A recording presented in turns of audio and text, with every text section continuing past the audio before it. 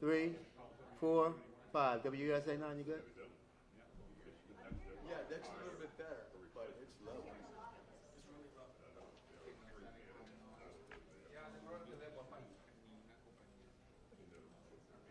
Media mic check. 1, 2, 3, 4, 5. Better on your levels? Still very low. Even if you increase? Really, yeah? Wow, wow.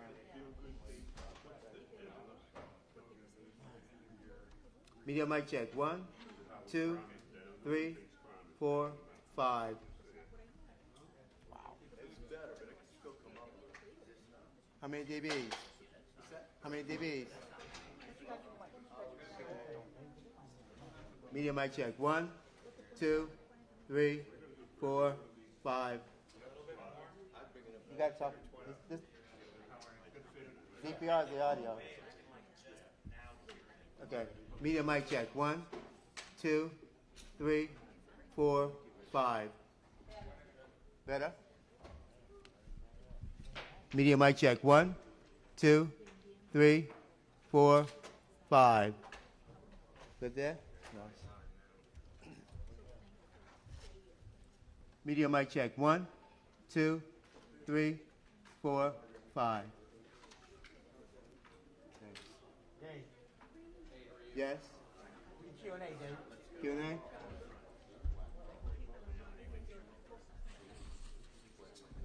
Q&A microphone. 1, 2, 3.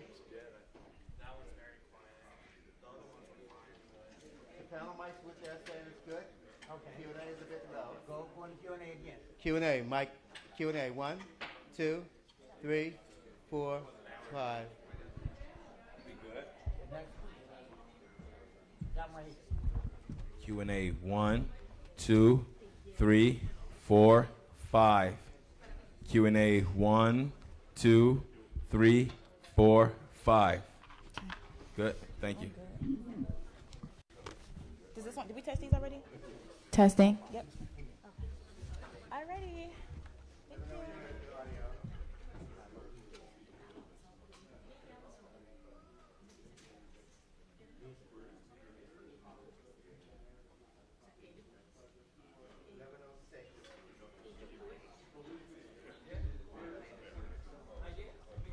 Thank you. Yes? Thank you, brother.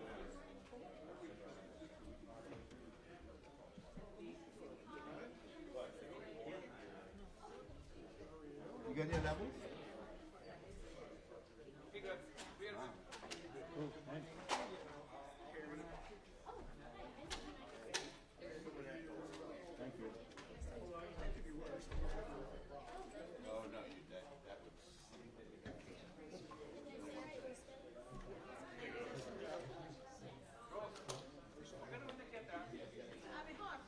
Para mí sí, para las tomas que queremos hacer. I don't know. Sí, voy a controlar mi cámara y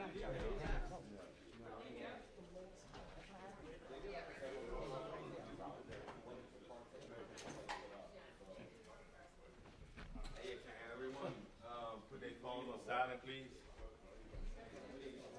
If you haven't already, can everyone put their phones on silent, please? Thank you. Can you guys do me a favor? I have to be a little further down just in case, because otherwise I will be tired.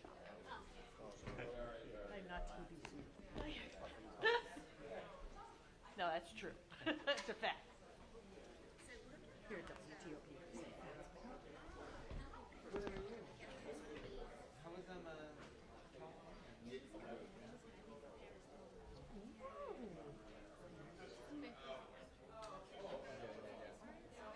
It is crazy how much your sister knew. It is insane. Really, I was like, I don't know what to do.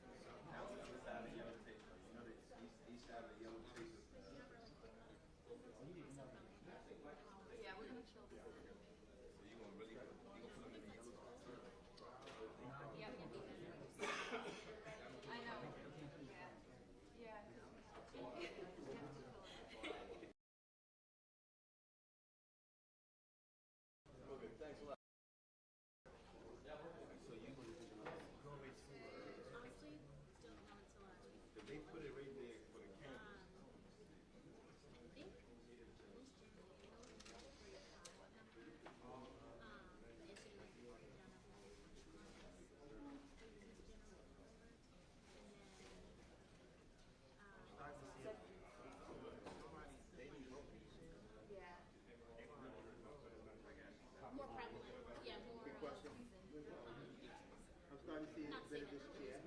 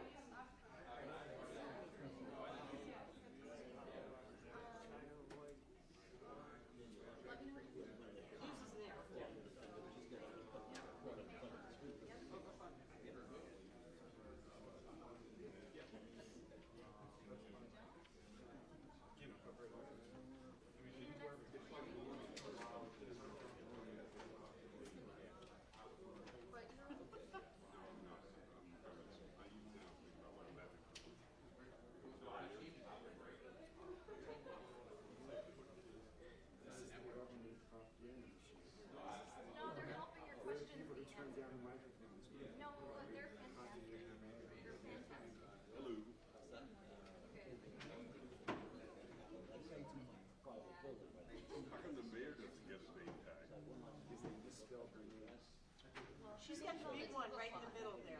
But was it really Miss Mayor? I wouldn't doubt it.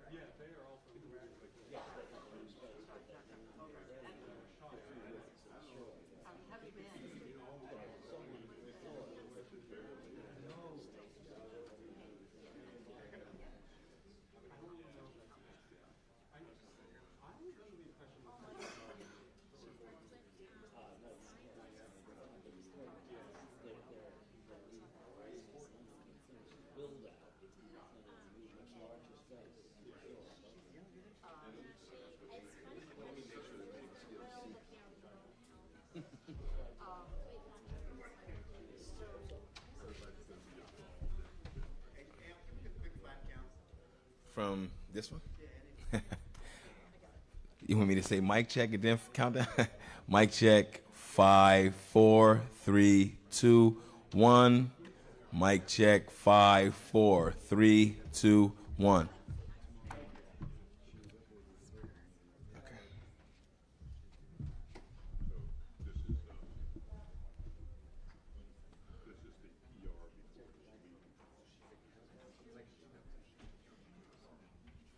She a little taller.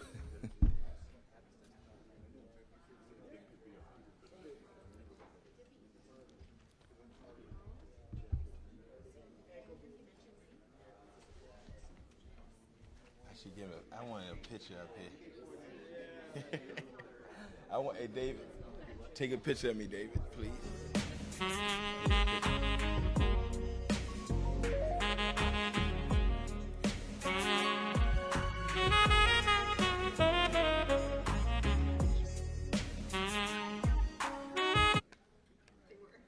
Your phone. You see me sing? Hello, Bill.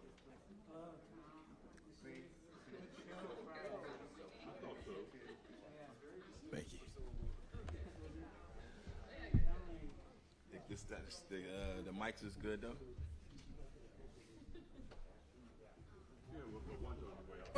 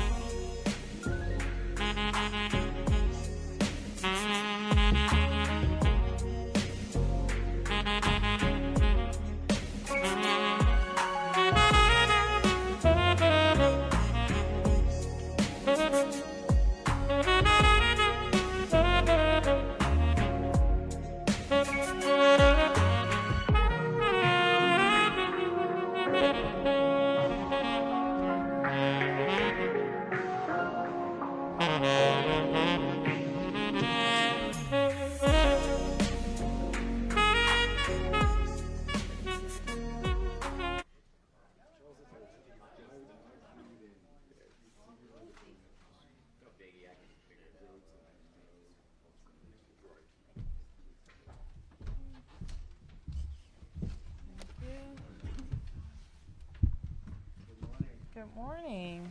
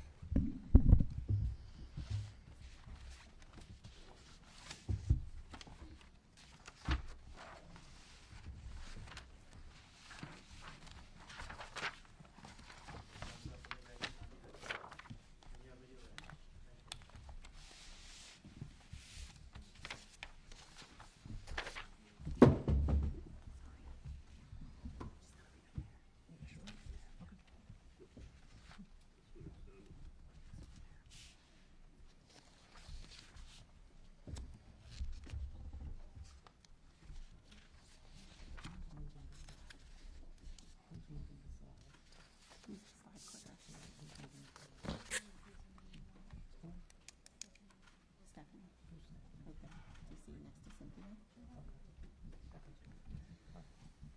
Need to say slide change.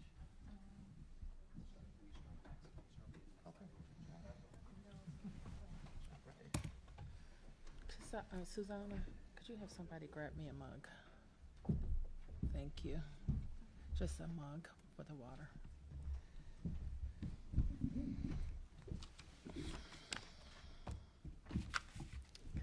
No intro?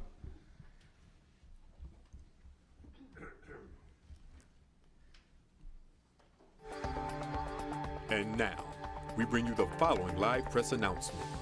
Our regularly scheduled program will resume following the announcement. Good morning, everybody. I'm Muriel Bowser. We are located in the headquarters of the Metropolitan Police Department. I'm joined by Chief of Police Pamela Smith, Deputy Mayor for Public Safety Lindsay Apida, and the City Administrator for the District, Kevin Donahue. I'm Muriel Bowser, the Mayor of Washington, D.C.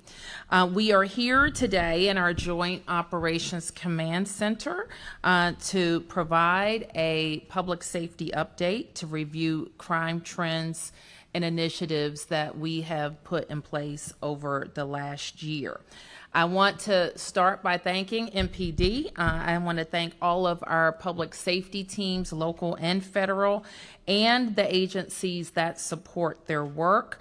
I want to acknowledge the hard work and leadership of Councilmember Brooke Pinto, who is the Ward 2 council member and the council's lead on public safety and justice, who work with us to pass common sense public safety legislation. And I, of course, want to thank Washingtonians, business owners, visitors who we asked for support, whether it was putting up crime cameras, calling in suspicious activity, calling their council members to weigh in on how important it was to rebalance our public safety issue. I want to say thank you. I want to say thank you even for coming out to community meetings and letting us know exactly what the impact of crime had been on your family or community, and how important it is that we have been able to move common sense legislation forward and work hand in hand with MPD and our violence interrupter programs to make the district safer. And because of that work, we will talk to you with some specificity today about how we got to a 35% decrease in violent crime in the district in a year's time, how we cut carjackings by nearly 50% in the same amount of time. And the chief will show in just a few moments, compared to last year, how crime is down in every category. And violent crime and overall crime are lower today than they were before the pandemic. So we'll highlight these initiatives. We'll be able to answer a few of your questions and talk about how important it is that we don't look back. and also that we don't retreat to policies that led to spikes in crime. So I want to turn now to talk a little bit, as we were, I guess, maybe a year and a half ago, we presented the following slides to you that talked about over a 10-year period of time how our public safety ecosystem had changed. You might remember that we outlined this and we talked about how we were going to address all of the troubling points. I think we all knew then that changes had been made to the ecosystem over a 15-year period of time that were having a very negative effect on public safety in our city. So I want to thank and give a big shout out to our public safety team that put a lot of work into strategic fixes that were represented in our Safer, Stronger 2.0 legislation, as well as Act Now. And most of those provisions were included in Secure DC, the omnibus legislation that passed last March. So with that, I want to turn it over to Deputy Mayor Pia to talk a little bit more about how we rebalance the public safety ecosystem and our work ahead. Thank you so much, ma'am, and thank you for your leadership and continued support of our work. So as the mayor has said repeatedly, it was important for us to rebalance our public safety and justice ecosystem. We had gotten out of balance, particularly with accountability. And we worked very hard with the council, with stakeholders, with residents and businesses and others to propose common sense legislation that would help us to have immediate impact. And so that's what we saw. Provisions that were in Secure DC, or the Safer, Stronger Amendment 2.0, the Act Now, the Prioritizing Public Safety Amendment Act, the Emergency Act from last summer, and finally culminating in Secure DC, which the mayor signed in March, have really helped us to have impact in driving down crime. There are a lot of provisions in Secure DC, and so just covering some of them that we thought were key in helping us to both drive down crime and also to help our residents feel safe. We often say that being safe and feeling safe are key priorities of ours in public safety. And so drug-free zones, the chief will talk more about what that's looked like, but we had proposed reviving provisions around anti-loitering drug-free zones that would allow MPD to really interrupt activity that we had seen that was increasing. And one of the things that we said that was critically important to us was to allow our residents to reclaim public space, that it wasn't simply about arresting people for offenses, but really about interrupting activity and allowing residents to reclaim public space. And we've really seen that has had impact. Organized retail theft, certainly last year we were seeing significant increases like our counterparts across the country in organized retail theft. And so working very closely with our retailers, large and small, and our residents who show up and showed up at these hearings to really help council hear how important this is to communities where the loss of some of these retail organizations would have significant impact. Hearing from residents that this matters, we were able to get criminal penalties for standalone offense for organized retail theft, and MPD has made nearly 1,000 arrests in the theft space. And then the rebuttable presumption of pretrial detention. One of the things that the mayor has been clear about over time, always stood on, is that people who we have to remove at times from community or give prosecutors and the courts the tools to make that decision, those who will inflict violence upon our communities, those who will use guns in community. And so strengthening the rebuttable presumption of pretrial detention did a couple of things. One, more people with violent offenses were being held pretrial. Our current population at the DC jail is 1957, which is more in line with our pre-pandemic numbers. We've gotten down to the 1200s. And in the breakdowns, which we post, a lot of data also came out through security, so you can see what the breakdown is. There are more people with violent offenses being held, and we are seeing the impact of that in community. The other piece of that isn't often talked about, but that is important, is trust.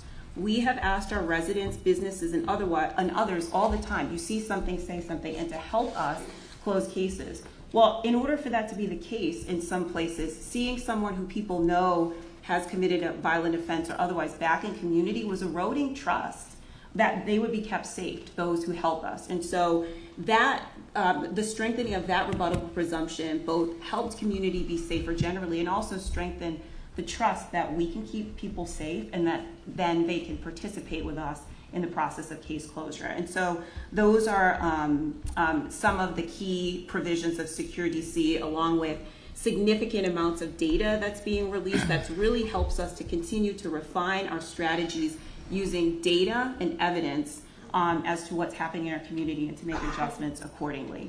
And so with that, we often say policing, good policy is critically important, but so is good constitutional policing, and having laws that support the ability of MPD to do that and our federal partners has been vitally important. And so I'm going to turn to the chief now to walk us through our progress and some of the initiatives that have helped us drive down crime this year. Chief.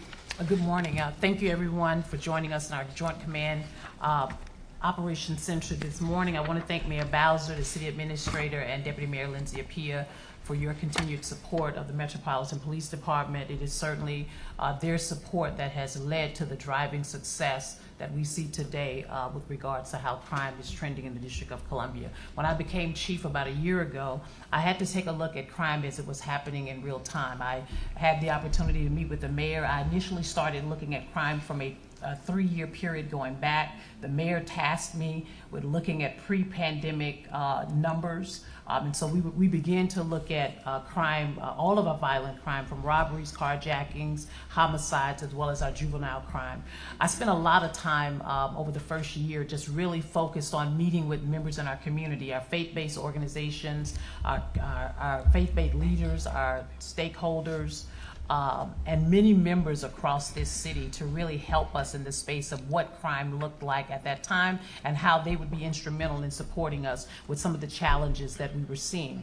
So we began at the Metropolitan Police Department to look at crime from a macro level. We began analyzing a lot of the trends that were occurring and some of the pattern offenses that we continued to see.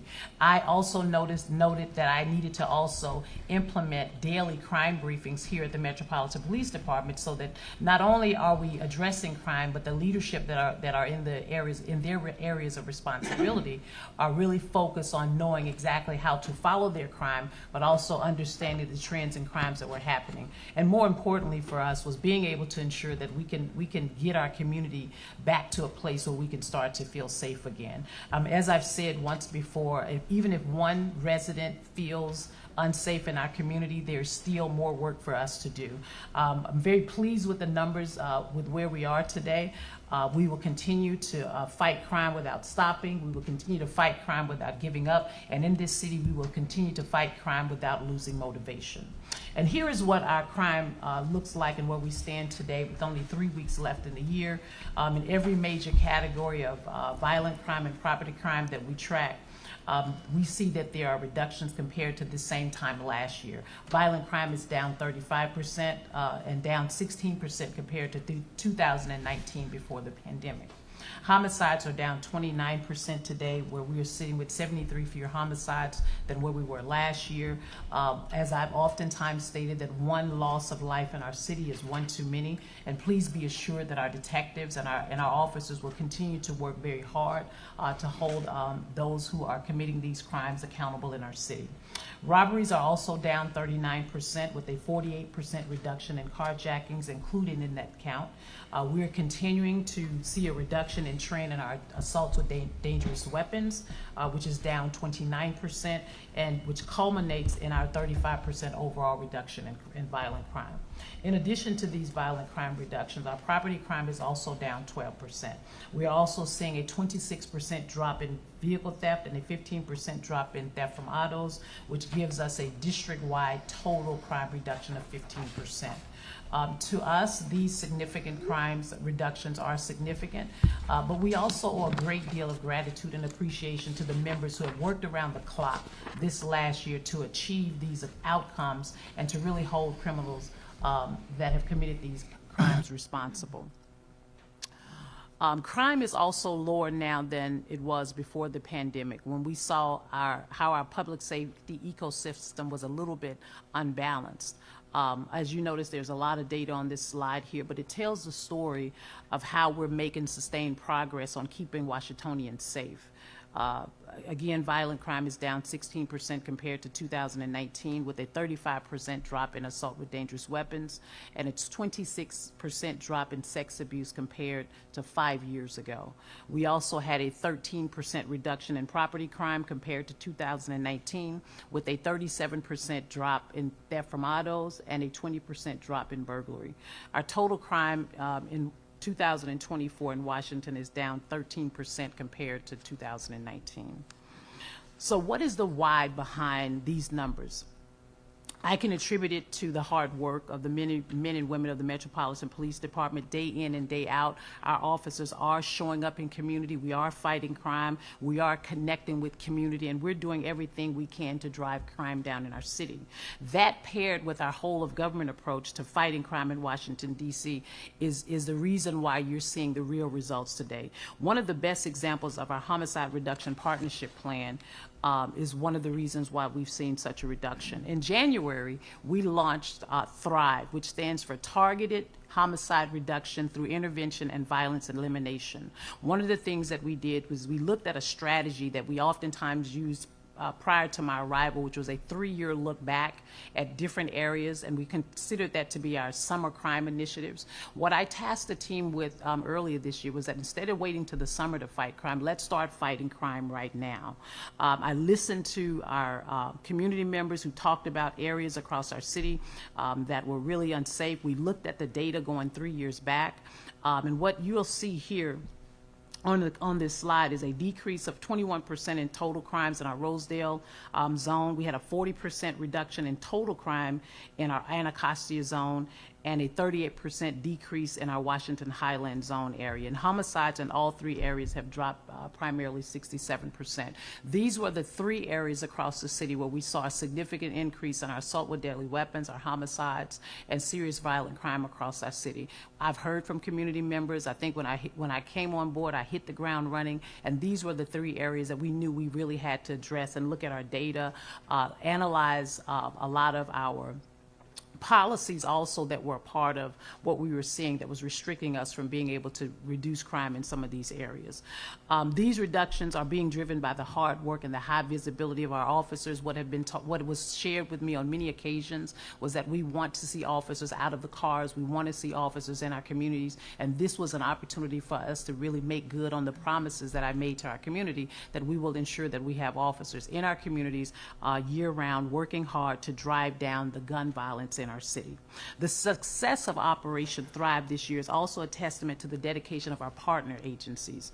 We're not just increasing the number of officers in these spaces, but we're working with our partners such as DBH, Department of Behavioral Health, to bring in extra mental health counselors to help with some of the issues that we've seen. We're also working with ABCA on problematic establishments that could be drivers of gun violence, and we're also working with DPW on cleaning up areas, dumping trash, getting rid of abandoned vehicles, and working with many more of our agencies in this space. And we're doing all of this because we believe that if we have an entire all-of-government approach to drive crime down in our city, the results of what you're seeing today will culminate in having safer areas across our city.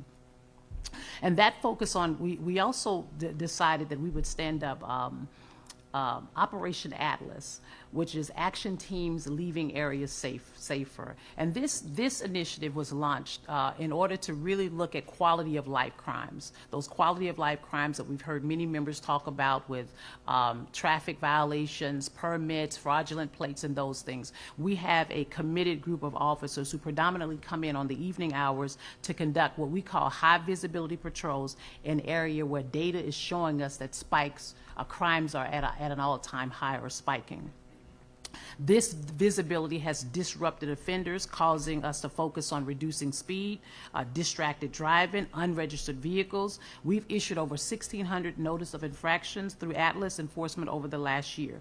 I want to speak for a moment about the work of these officers. Most of these members who work Operation Atlas shifts are doing so voluntarily on overtime. These officers are willing to sacrifice time with their families because they bought into the mission that the work that we do from the quality of life crime perspective is also a significant driver to decreasing crime in our area. Atlas has made over 1,800 arrests, recovered 142 stolen vehicles, and seized over 122 weapons. We are increasing the sense of safety in our communities, and we'll continue to work with our partners to deploy resources in these areas across our city.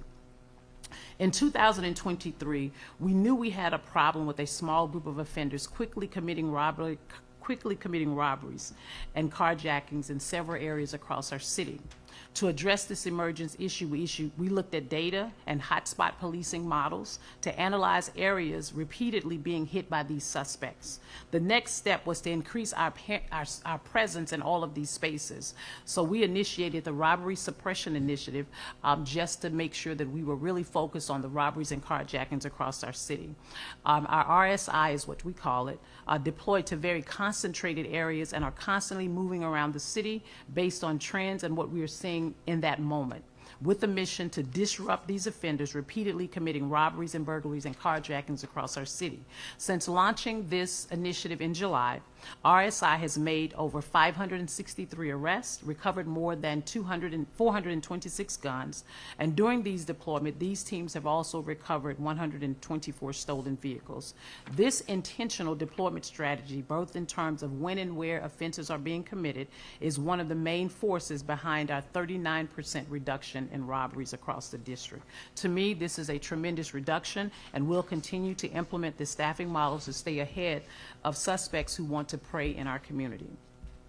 You heard Deputy Mayor Apia speak about our drug-free zones. One of the top concerns that we heard, and also I heard from our community entering this year, was about the need to curtail the use and sale of drugs in public spaces. Allowed me to stand up drug-free zones for. Since March, we've enforced a total of 89 drug-free zones across all 7 of our districts. Just 12 serious crimes have occurred in these 89 zones during the DFZ enforcement. I continuously hear positive feedback from our community members on the effectiveness of the drug-free zones. As a matter of fact, I think people were a little apprehensive about it initially, but now more members of our community and residential members are asking for us to increase our presence for drug-free zones across the city. As required by this legislation, each time a drug-free zone is established, we're giving at least 24-hour notice to that zone. We're also bringing in our partners such as Department of Behavioral Health and working to ensure that everyone in the area is receiving adequate resources. And we'll continue to stand up the drug-free zones throughout this next year. One of the other things that was also impacting our city were these motorcycle-driven vehicles. We started to hear more about it earlier this year, and there were a lot of concerns over the increased number of mopeds that we were seeing on our DC streets, particularly in our downtown area. There was a misconception, we believe, in community that these vehicles did not require a license or registration with the Department of Motor Vehicles. Based on those concerns, we launched Operation Ride Right in June to educate the community about DC laws related to motor-driven cycle operation. Any vehicle that travels more than 20 miles per hour requires a driver's license to operate, and it must be registered with DMV. Before enforcement began, we reiterated in all of our communities the need for these operators to be licensed. We had patrol districts disseminating informational bulletins to ensure that the community had a sense of awareness as to what was going to take place. In the initial phases of it, the intent was not for us to make the arrest or apprehend or take custody, if you will, of these type of mopeds. However, we found that it was an intent for us to make sure that people gained compliance. But as we continued on with this process, we saw that there were still others who were not willing to be in compliance. And so far, we've impounded more than 700 motor vehicle cycles. We've made nearly 150 arrests for no permit or operating without a license, and we've also issued more than 700 citations. Operation Riot Right enforcement will continue as we keep working to ensure that mopeds operating in the District of Columbia are registered and driven by licensed driver who have insurance and are wearing their helmets. There was also some concerns about some of the marijuana establishments or marijuana dispensaries across our city. We have partnered, if you will, with ABCA, the Alcoholic Beverage and Cannabis Administration, to identify unlicensed establishments, and it is our intent to shut them down. Since launching our effort this summer, we have successfully closed 14 businesses. Once the illegal sale of drug products is observed by our investigators, a closure order is drafted and issued to ABCA. Once the business is closed, our investigators execute search warrants to seize illegal materials inside the business and prevent any further use of sale. In some cases, we've recovered hundreds of pounds of marijuana and illegal psychedelic mushrooms. Our efforts should send a message to many community members who are looking to launch these businesses that anyone operating an unlicensed business in our city will be held accountable. You must comply with the law or you will be shut down, and you could certainly face criminal charges. Our partnership with ABCA remains strong, and our investigators are going to continue to ramp up this effort. We cannot have businesses operating in our city or in a space that are not compliant with DC law, and any businesses skirting around the law will face consequences. One of the most important things, I think, since I've been in this space is looking at how, and when I say been in this space, specifically within the Metropolitan Police Department, is how we have invested in technology. Beyond looking at our crime-fighting initiatives, I've worked since day one to prioritize getting MPD's technology upgraded to keep our department on the cutting edge. And thanks to the commitment of Mayor Bowser and the DC Council, in the FY25 budget, we've been able to make some incredible progress in modernizing our department. One of our greatest investment has been in the launch of our real-time crime center, right across the hall from where we are sitting right now in the center of the MPD headquarters. The real-time crime center, or the RTCC as we call it, has completely changed our approach to each and every criminal incident in our city. Our RTCC investigators work around the clock, monitoring calls in all 7 districts to track emerging crime trends and provide real-time information to our officers in the field. When a crime occurs, our investigators get to work combing through all of the camera networks to identify and disseminate suspect and vehicle images. This approach gets results. In 2023, too often we saw a small set of offenders rapidly committing a series of robberies or offenses across our city. With the real-time crime center, we are now putting the investigative pieces together faster. We're giving officers in the field critical lookout information to track down offenders and to apprehend and or make arrests. Some of these cases have been covered by you and your colleagues here in the room today, but I'll highlight a few that I think that shows just how much of a game changer our real-time crime center has proven to be this year. Earlier in October 6th, our officers responded to a fatal stabbing in the 1700 block of Lincoln Road Northeast. Within minutes of the stabbing call, RTCC investigators located surveillance video showing the suspect fleeing the crime scene and discarding the knife used in the murder in a nearby trash can. Our investigators immediately disseminated the video to our officers and detectives responding to the scene. Using that video, officers were able to canvass the neighborhood. We were able to locate the suspect and place him under arrest. Officers also secured the location where the weapon was discarded, greatly assisting our homicide detective with the future prosecution of this case.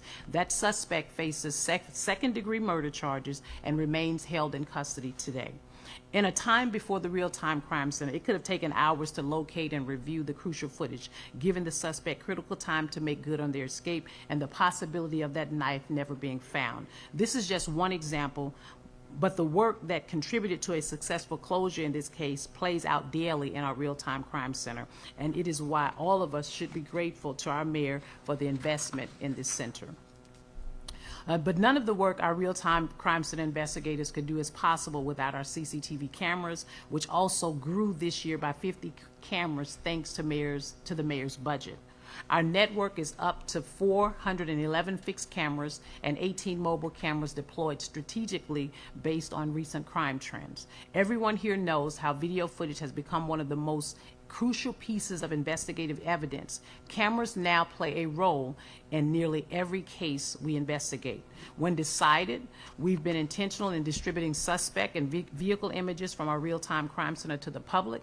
The posts include on this slide are just some of the instances where we pushed out images within an incident, within minutes of an incident occurring. In one shooting in our 6th district this summer, we pushed out suspect images in less than 20 minutes after the first call from that scene. And we're going to continue keeping our foot on the gas in this space. And you'll continue to see images a lot more quickly around in our news releases as well as our social media pages. Just as the cameras have been an ever-increasing part of criminal cases, we are relying more often on our air support unit to track suspects and relay information to both officers on the ground and to our real-time crime center investigators. Since you joined us from the unveiling of the new Falcon 1 helicopter in June, our air support unit has continued to be a force multiplier across this city. So far this year, Falcon has responded to more than 1,100 calls for service, performed more than 1,000 traffic checks, and assisted in more than 160 arrests across the city. Just last week, Falcon tracked a vehicle that had been carjacked in the 1300 block of Kenilworth Avenue Northeast as it crossed the Anacostia River over into our 5th district.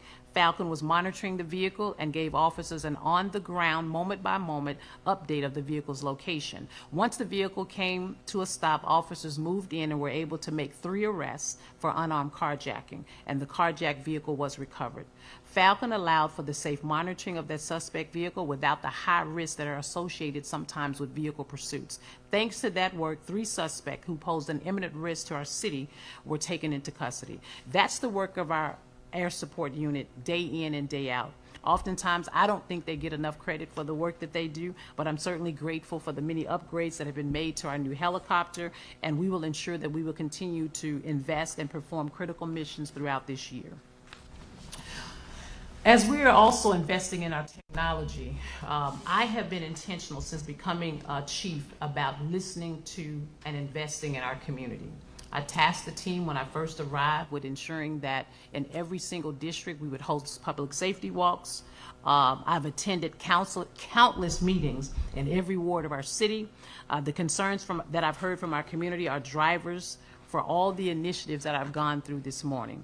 We also work very hard to ramp up our efforts in encouraging and engaging community, hosting thousands of events over the last year. Our community wants to hear from us and they want to see us, and we will continue to be ever present in our community. That desire to see MPD's presence and have an easy access point to our city resources was a reason behind the mayor's idea for safe commercial corridor hubs, launched earlier this year. The goal of these spaces was to create a storefront for a menu of government resources. And these spaces were to create opportunities for multiple community relations, public safety, human services, behavioral health agencies, all under one umbrella where we could provide real-time resources for members of our communities. This creates another space and opportunity for the community to come and interact directly with MPD officers as well as members across DC government. The first hub launched in February on 8th Street in Chinatown. Since the hub's launch, the area has seen a dramatic crime reduction, including a nearly 90% drop in violent crime, a nearly 40% reduction in property crime, and a 47% drop in total crime.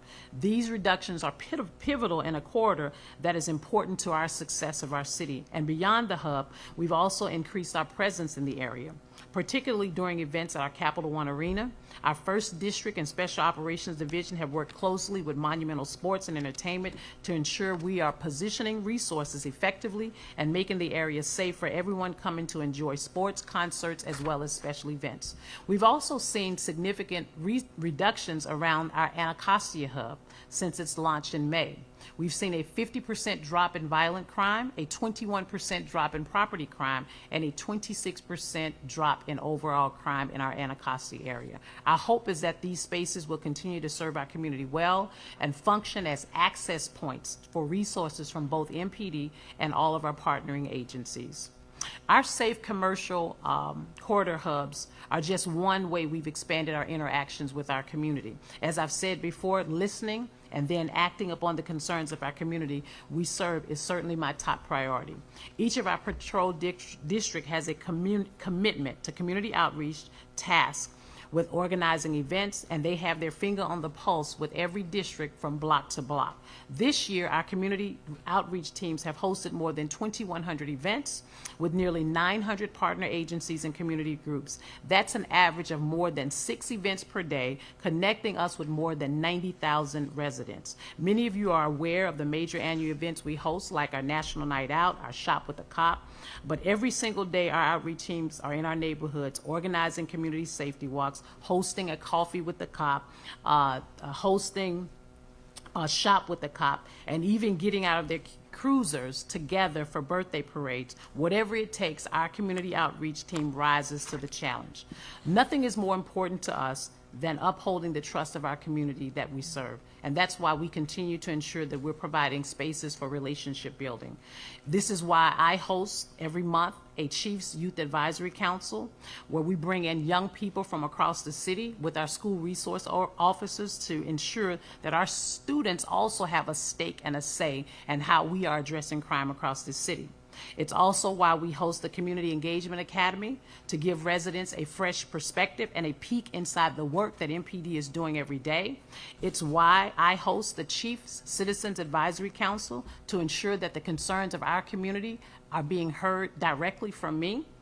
It is why we have our Chiefs Faith Advisory Council to find ways to address issues facing our residents from a faith-based perspective. And it's also why our patrol district leaders are committed to meeting with our advisory neighborhood commissioners to make sure their concerns on every street across this city is being heard. We know the community wants to hear from us, and we want our cruisers to be out of their office, we want our officers, to be out of their cruisers, making sure that we are engaging with our community. As I observed the impact of how our members were showing up daily to drive crime down, I took some time to think about a new tagline that captured the essence of what we're doing. A tagline that will reflect on how we are showing up across the city, and one that would be impactful in helping the MPD family understand their role in bringing the tagline to life and how we work, how we support each other, take care of each other, and how we support our community. So after a year in my role as chief, I rolled out MPD's new tagline, policing with purpose and serving with care. Every member of the agency is making a difference by doing all that it is asked of them and even more. Their dedication, relationship-based policing, listening, serving the community with empathy and compassion, and building mutual relationships of trust and respect is making an impact. I can say that the Metropolitan Police Department is truly policing with purpose and serving with care, and I'm proud of the men and women of the Metropolitan Police Department. I will now turn it over to Deputy Mayor Lindsay Appiah. Thank you, Chief. So I'm not going to take too long, but we believe, and the mayor has always challenged us to have a whole of government response to crime and to reducing crime in our city. And so what you see is, in the next slide, is what that looks like for us. In this slide, you'll see the reductions that we have in our ones areas. Our violence interrupters and the work that's being done at the Office of Neighborhood Safety and Engagement is critical in helping us to reduce gun violence in some of our most at-risk neighborhoods. And so today, there's a 35% reduction in gun violence in the 25 priority communities served by our ones violence interrupters. Their coordination in helping us to address retaliatory violence has helped us to see these types of reductions, which are so critical to helping us have our citywide reductions. And so you see those numbers here. You heard the chief talk about our Thrive efforts, but nearly 4, sometimes 5 days a week, there are multi-agency efforts happening across our city supporting the Thrive efforts in our nightlife corridors. And you can see it truly is all of the agencies working together at the same time, which takes commitment, and our partners across cluster are doing this, like I said, 4 to 5 days a week. And so you can see alcohol, ABCA doing license enforcement. We have health out with us doing health inspections. That says rate abatements, but it's actually rat abatements by DC Health, Impounds, DPW, a truly fantastic partner doing our parking enforcement. We have for-hire vehicles out with us, with DOB. You have fire EMS, who you don't often think about in this context, but they are distributing fentanyl testing strips and Narcan kits. And so you can see all of this, all of the agency logos. Literally, these are agencies that are out together, working in spaces Wednesdays and Thursdays, and then Friday, Saturday, and Sunday evenings. And that's really, to us, what it looks like to have a whole of government approach. We also believe strongly these are all prevention efforts, which is an important part of our ecosystem. And one of the things, I come from the juvenile justice world, is making sure that our kids get to school, because we know that truancy is a big indicator for juvenile justice system involvement. And so our Safe Passage program, Public Safety and Justice, has partnered with our education partners from the beginning. But last year, Safe Passages was moved into our office with the understanding that when we talk about a credible contact continuum, that part of what helps us to drive down crime and get our kids to school safely is the type of communication and coordination that comes across our system. So we have nearly over 200 Safe Passage ambassadors across our city every day, working together with violence interrupters, with schools, with MPD, with Metro Transit, on an everyday, all-day basis, to help us make sure our kids are getting to and from school safely, and also helping us to address the issues that might be happening in school and out that are driving crime in our city. So, critical component. And then also our partnership. You've heard us talk about policy, policing, and our partnerships with our community. There are grants given out, hundreds of millions, really, across our government, that we would say are really part of crime reduction and crime prevention, from food access to out of school time grants to that are given to our businesses, our bids, and other development cores that are helping us to increase presence. A lot of what we know that helps us to reduce crimes is eyes and ears. And so you could see here our Safe Commercial Corridors grant program that we started last year as a pilot, and that has expanded nearly double this year.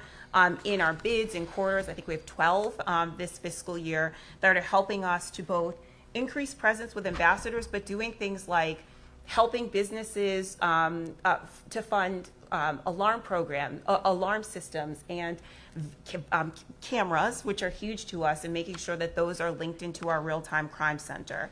And so what we would say is this, that we are encouraged by our progress this year. We are. But we know there's more to do. As the chief said, and as the mayor always tasked us with, as long as anybody is a victim of crime in our city, that is one too many. And so public safety is now and will remain our number one priority. We know it's the number one priority for our residents and visitors, and it's ours across our government. And so we are very committed to continuing the momentum that we've achieved this year into 2025 and making sure our city is safer and stronger. So with that, I'll turn it back over to the mayor. Thank you, Deputy Mayor, and thank you, Chief, for a very detailed update on our progress. And we will take some questions on public safety. Good morning, Randy Bass with DC News Now. Appreciate this overview today. Were there any initiatives this year or programs that did not work as you expected them to? Anything that we won't be taking with us into 2025? Anything that, just didn't have the effect that you had intended for it to?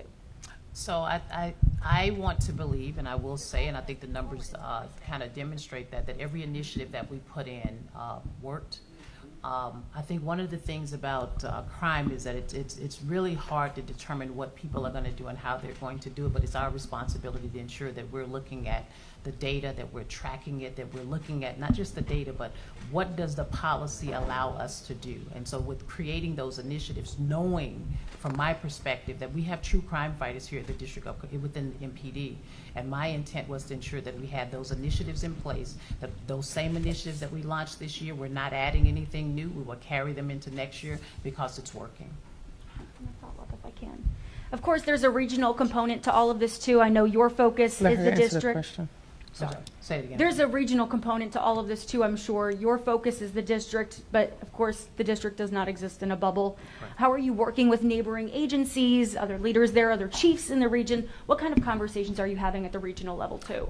We talk almost, if not daily, sometimes twice a day, depending on the types of crime. As I've stated before, criminals have no jurisdictional boundaries, so it's so very important for me as the chief, the leader in law enforcement in this space, to make sure that I'm working with PG County, Montgomery County, the chiefs in Virginia to ensure that we are all tracking the same thing. Most of us are dealing with the same crime, right? Laws and rules and regulations and certain jurisdictional boundaries are sometimes different than here in the District of Columbia. So I think we take ideas from each other, and as you know, a lot of what you saw here in DC even last year with respect to retail crime, theft, and things like that was happening across the United States. So it wasn't isolated to MPD, but it's certainly very important for me and my team to ensure that we are really in the trenches with our federal, state, and local partners in addressing crime here in the region. I think it was really apparent when we were first talking about this center, and before it was even, or the RTCC, before it was built out.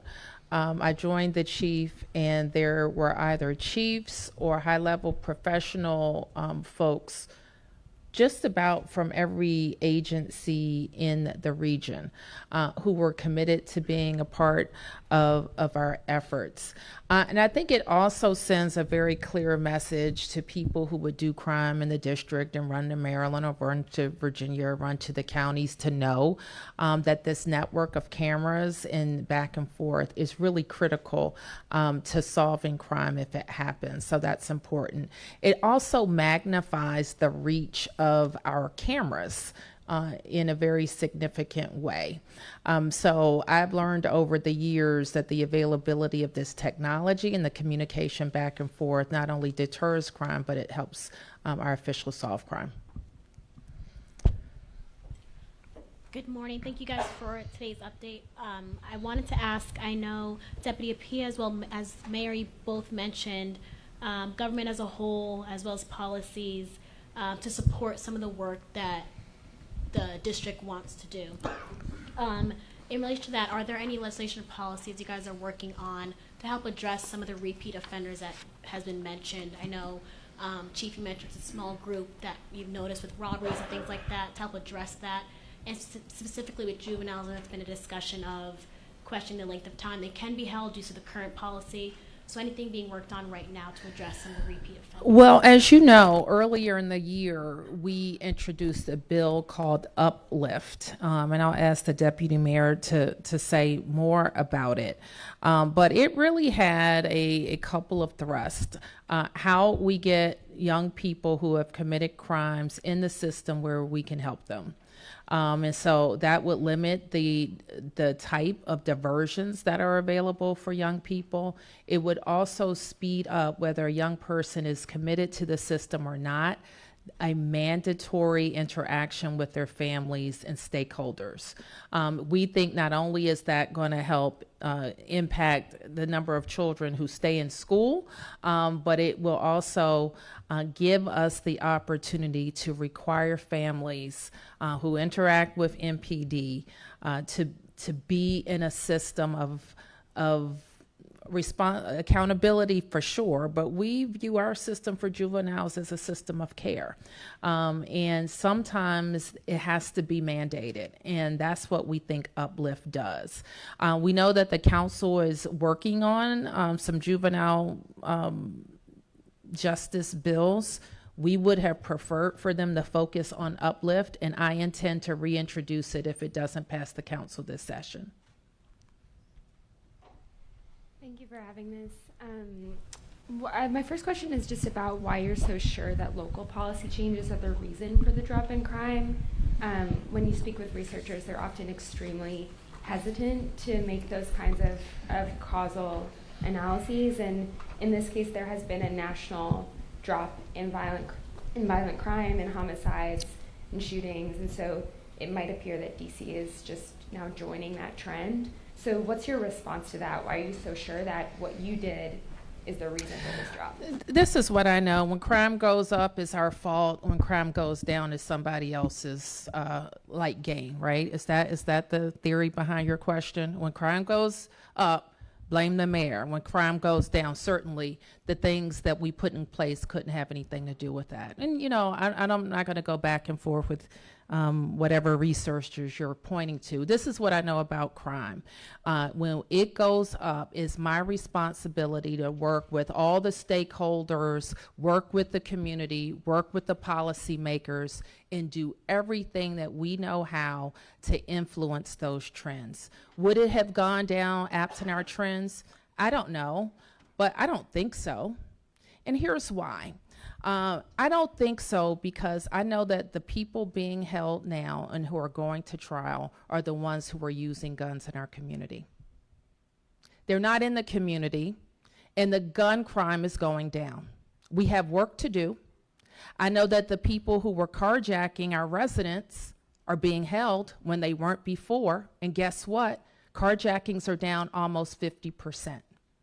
So I just want to look at our most immediate experience and know that we have not thrown a net out in the city and say we want to drag everybody in. We didn't do that.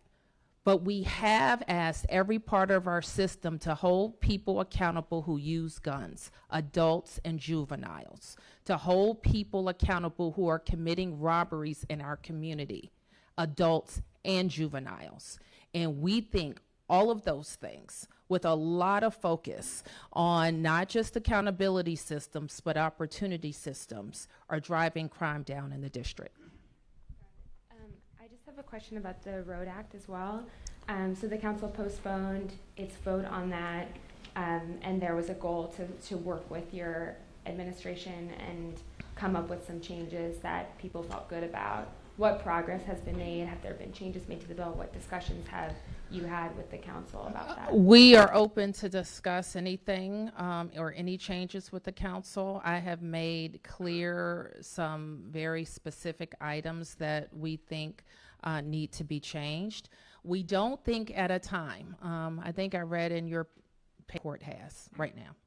Very significant problem. It's only going to get worse next year. It'll be even worse if the 10 judges that are sitting at the Senate right now don't get passed. Give them more work that have already been found guilty or responsible. So, you know, that's not a good use of our time. That's not a good use of our very limited resources at the DC Superior Court. I don't support that.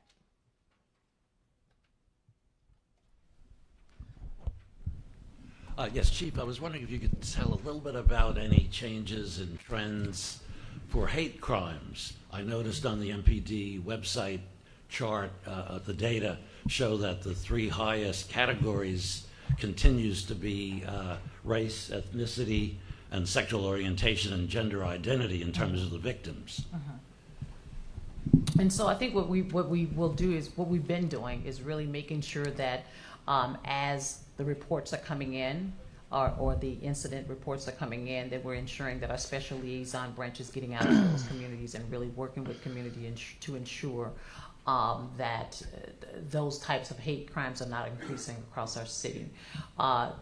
I will say that the 2 or 3 previous cases that were deemed to be hate crimes, we were able to make some arrests to ensure that that was not the case. We will continue to work with our community, work with our members, our LGBTQ, our other groups and organizations to ensure that we are getting the right information out and making sure that people, when they see something, they say something and share that information with us.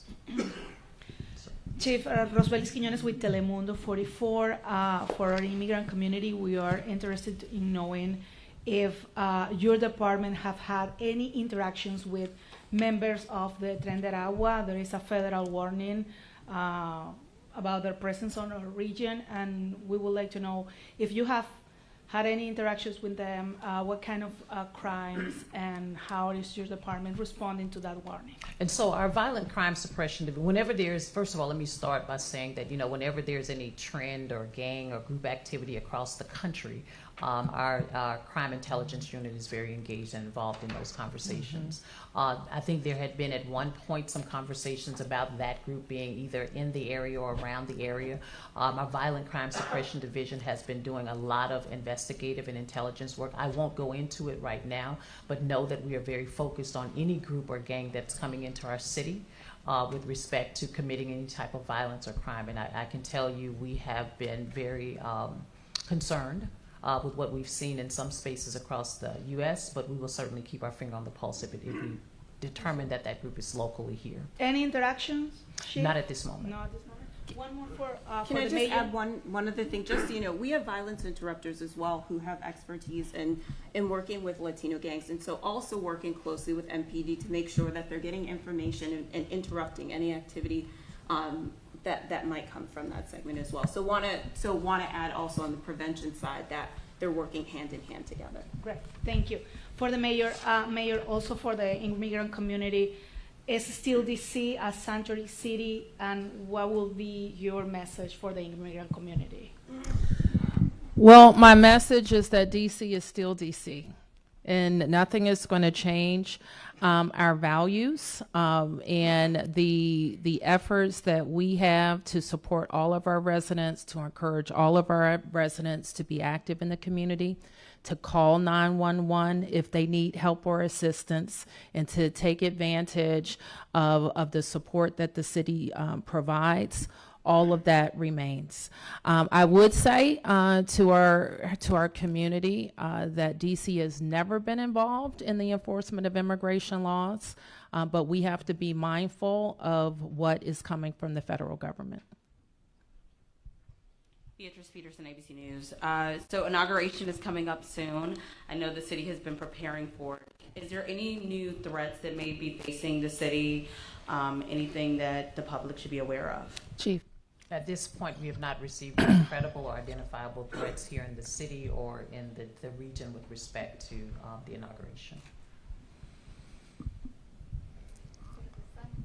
Okay, thank you very much. Tom Sherwood from somewhere.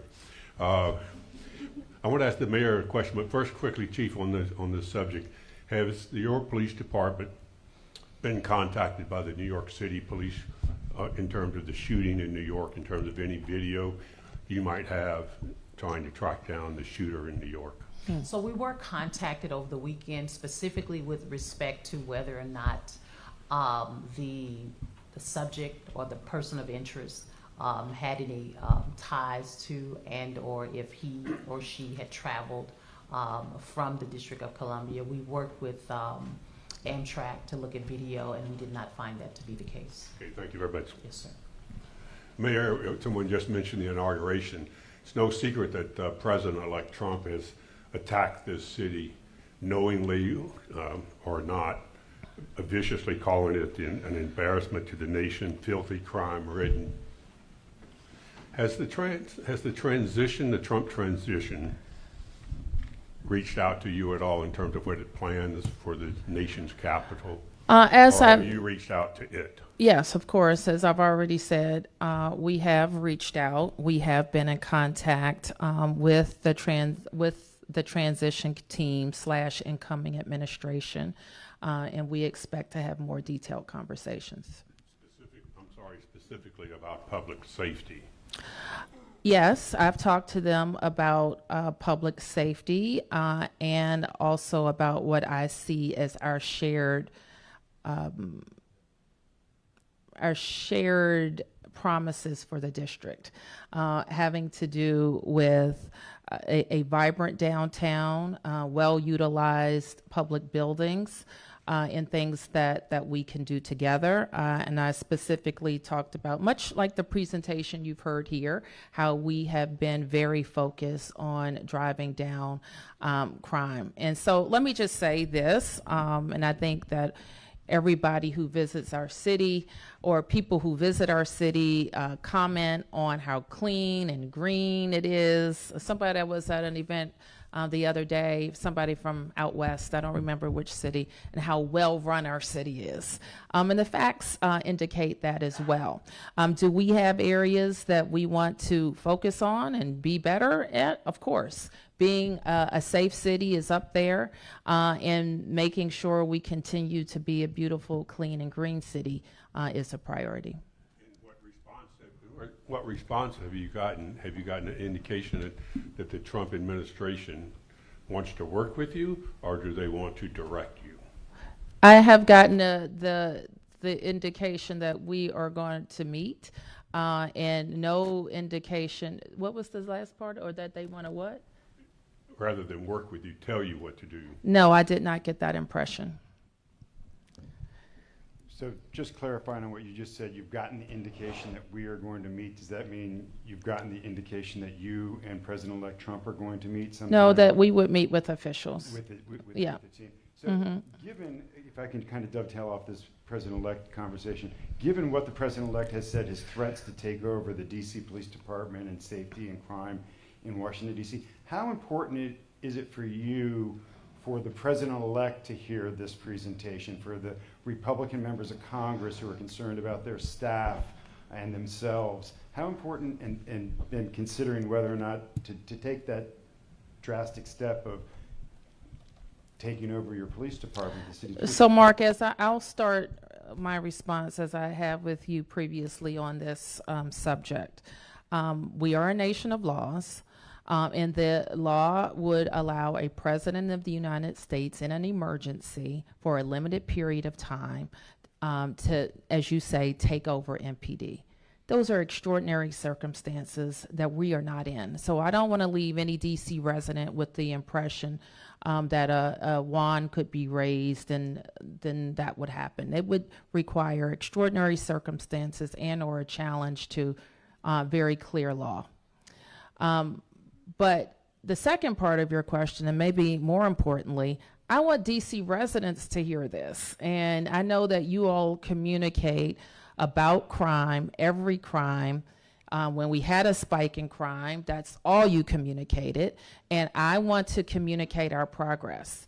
More than that, I want to communicate what I think has been helpful. Now, could somebody say, well, no, that wasn't it? Well, maybe, but that's not what we hear in the community when we're talking about drug-free zones.